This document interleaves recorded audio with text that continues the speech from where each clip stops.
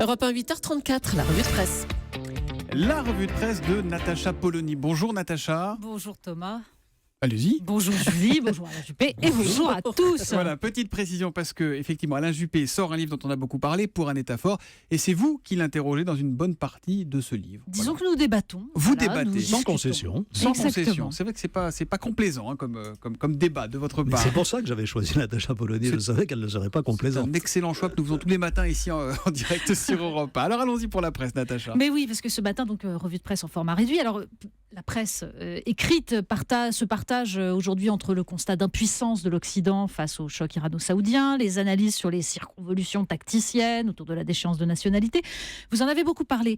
Alors le texte à lire ce matin, il est sur le site Figaro Vox. Un entretien avec le jeune philosophe François-Xavier Bellamy, qui publie une anthologie de textes consacrés à la jeunesse. La jeunesse, promesse du quinquennat de François Hollande, comme à peu près de chaque nouveau président, et qui se sent dans toutes ses composantes très diverses, totalement oubliées. Le philosophe tente de relire cette terrible année 2015, de dessiner des perspectives, et ces mots sont essentiels.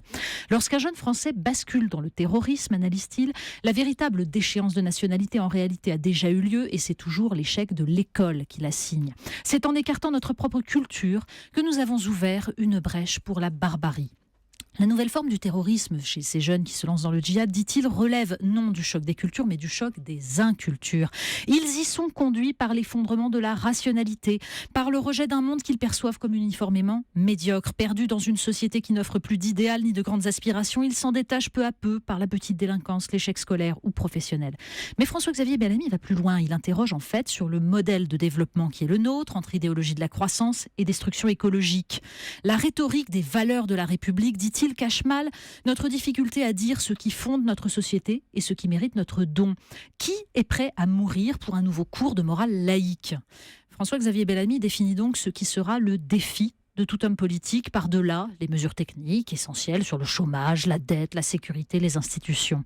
Il est désormais urgent, dit-il, non pas seulement de reconstruire un pays qui fasse une place aux plus jeunes pour s'enrichir de ce qu'ils ont à lui donner, mais qui accepte aussi de leur transmettre ce au nom de quoi ils pourront eux-mêmes se donner. Alain Juppé, vous êtes en accord avec ce que vient de dire François-Xavier Bellamy ? C'est un beau texte qui mérite réflexion. D'abord, juste un petit bémol. Ça n'est pas toute la jeunesse.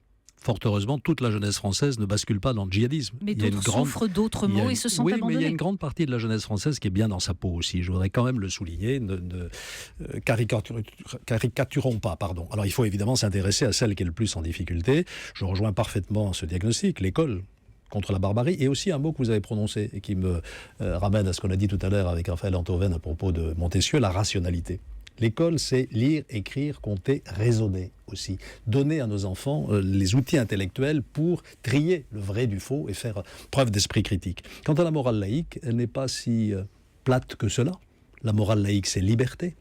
Liberté d'abord. Et la liberté, c'est un mot extrêmement porteur encore, et notamment pour nos jeunes. Je pourrais aussi ajouter fraternité. Donc voilà, c'est pas aussi dépassé qu'on veut bien le dire. Je crois que ça garde toujours son actualité. Je n'oublie pas égalité aussi, égalité des chances. Merci beaucoup Natacha.